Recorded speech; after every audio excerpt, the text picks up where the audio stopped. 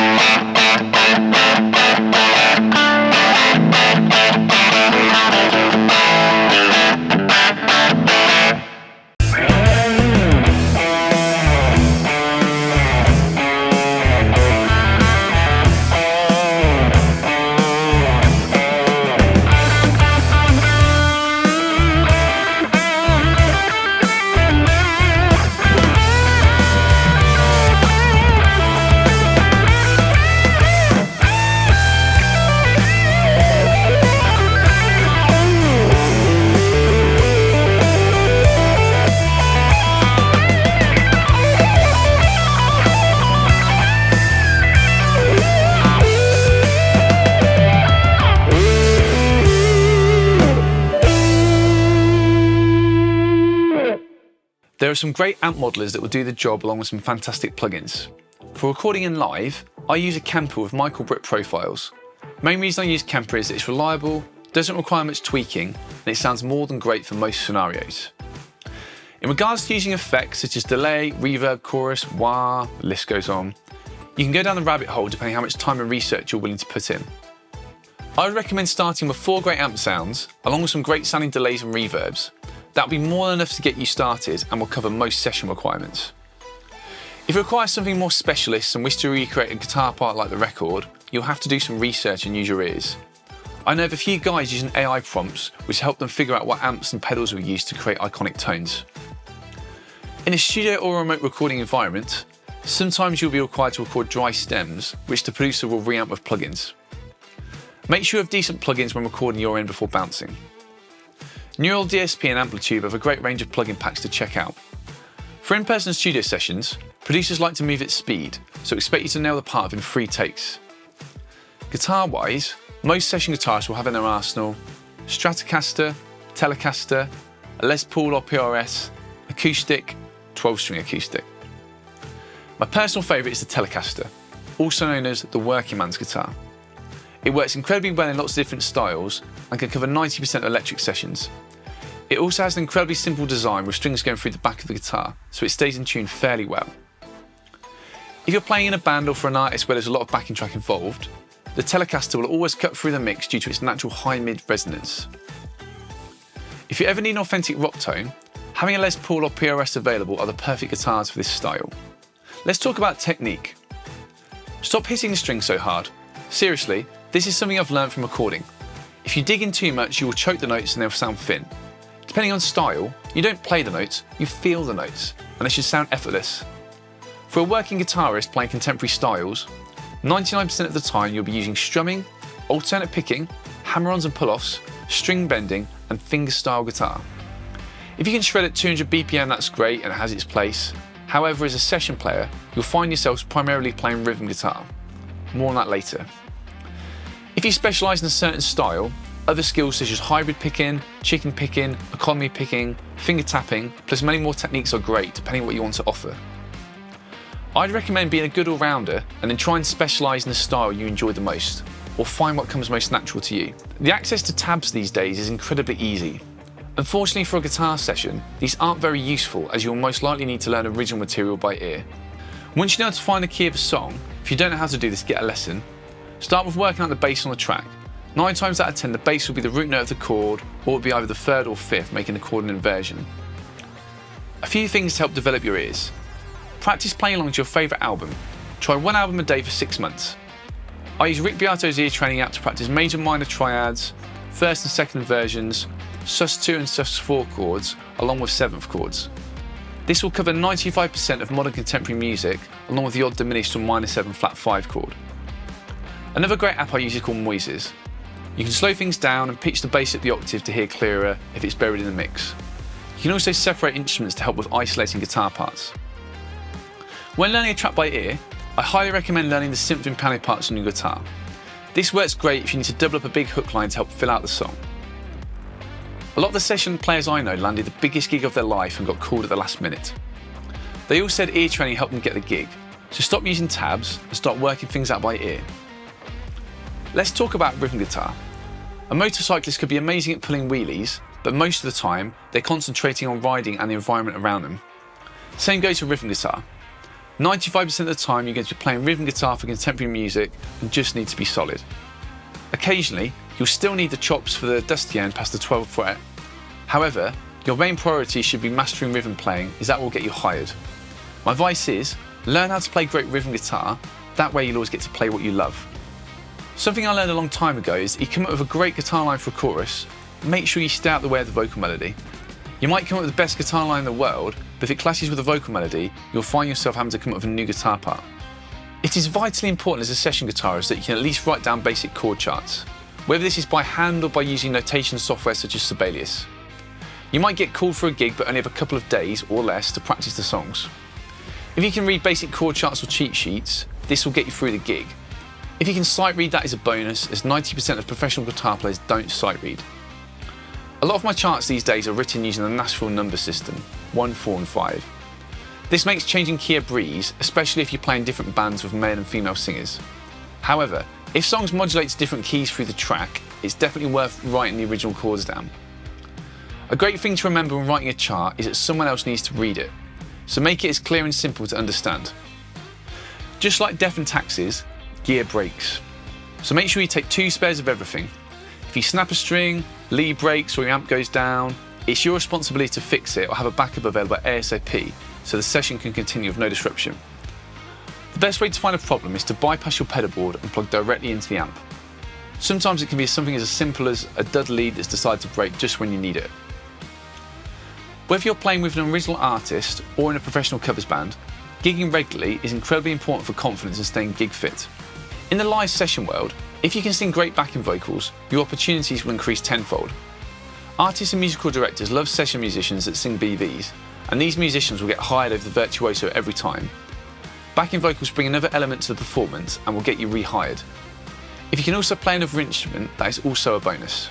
If you're not doing sessions, try creating audio for your own original material or to be used for marketing materials such as Instagram and YouTube. The more experience you get recording yourself, you'll find it's a very humbling experience when you hear exactly what you sound like unedited and unquantized. I recommend investing in some recording gear like a Focusrite sound card, Yamaha HS speakers and a DAW such as Logic Pro X to get you started. If you can afford it, check out the Apollo sound cards as they are awesome. When starting off in the pop and TV scene, you'll be occasionally asked to mime. This is a great way of meeting people and other musicians, so don't turn down these opportunities even if they seem fake or superficial. Just remember this is the showbiz side of being a musician, which is all part of being a session player. The more auditions you go to, the more experience you'll get being in that high pressure environment. Rejection is a huge part of the music industry, so don't let it put you off when you don't get an audition. Out of all the auditions I went to, I probably got 5 to 10% of them as either my playing wasn't suitable for the gig or my look didn't fit the style thereafter. Some of the best opportunities will come from contacts and friends that you know. Persistence is key, so when it gets tough, don't give up. The best advice I ever got given was make sure you're always playing with musicians better than you are. It will suck for quite a bit, but eventually you will improve. Playing in a covers band was the best thing I ever did. It taught me how to learn songs, how to play in time, how to play in different styles, and it also helped me pay my way through my final years of college. So it's quite simple. Be nice, be on time, and in time, be on point with your playing, and don't be an idiot. If you can nail all of those, you'll have a successful career. I can't stress enough how important it is to get along with people. Even if you're sleep deprived, had a bad day at home, or have personal things going on behind the scenes, you still need to be professional and deliver. Being a professional musician is playing your best when you feel your worst. If you're on a tour, have a run of gigs or recording session, don't stay out drinking until 3 AM the night before. Take care of yourself, and above all, be professional and get the job done. Always give it 110% when performing, but remember, it's super important not to cause any problems for the artist or person that's employed you to play for them.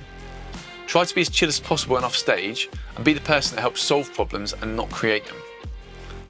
If someone asks for your opinion, remember, everything you say is considered, so always bear that in mind. Good communication is also crucial. It is a business at the end of the day, so it's very important to discuss fees and quotes up front before taking on any job. Same if you're a plumber, builder, or carpenter. The music industry is also strongly based on relationships. That involves communication, understanding expectations, and also treating people with respect. It is a team game, so even as a session player, I'd recommend always try and be a team player whatever scenario you find yourself in. A lot of musicians that work together are also great friends, so that is something to remember. Last thing, the biggest ego in the room is a song. In this day and age, the main stage of marketing is on social media. Instagram, TikTok and YouTube is your online business card, so you need to make sure these are kept up to date as you never know who will look you up online. You also never know who will recommend you for a gig or recording session, so always be prepared for the opportunity to come along. When you start out in your career, you need as much experience as possible, so don't let your ego get in the way. Think of your journey as everything you do, you're constantly investing in yourself. Try and do something today that your future self will thank you for. The following method works for me when deciding on what opportunities to take. I usually try and make sure it ticks at least one or two of the following questions. Is it fun? Will it be a good learning experience? Is it a good opportunity and the potential of meeting someone new? Is there potential for more work in the future? Will the musicians be a good hang?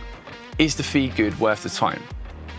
Just remember, being a session guitarist is supposed to be a fun job, so make sure you think about the other opportunities as well as the financial side of things. As you get more established and experienced, you can choose what opportunities you say yes and no to. If you want a long-lasting career, learn how a business works. Learn how to market yourself, learn how to write an invoice, learn how to file taxes properly, learn how to build a website, and learn how to create brand trust of you as a guitar player. Also learn how to play. 50% of your energy needs to go towards your guitar craft, and the other 50% needs to be focused on the business side of things. It's a good balance, basically. To summarise, to be a session guitarist, you don't have to be the most technical player, but you need to have excellent timing, great tone, fantastic ears, good transcription skills, and good technique. Above all, make sure you get on with people, but deliver what is required from you with no stress. Every session guitarist journey is different, and no one wrote a manual. So this is just my take based on my experience so far. Whatever you do, work hard, stay humble, and remember, it's supposed to be a fun job. Let me know in the comments for your tips on how to become a session guitarist.